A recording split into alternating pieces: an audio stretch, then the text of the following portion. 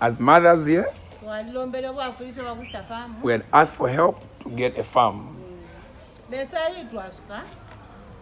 God heard our cries, and the farm was bought for us. And the borehole was sunk at the farm. But right now, what we need at the farm, solar stand.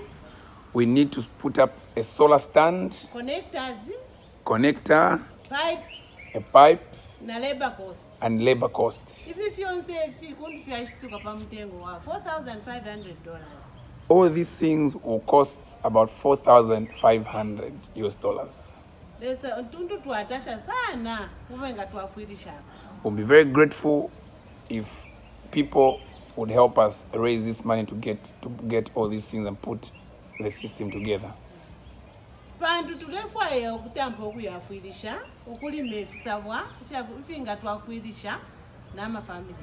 We want to start farming. It's almost rain season, and we can't wait to start producing our own food so that we can help our families.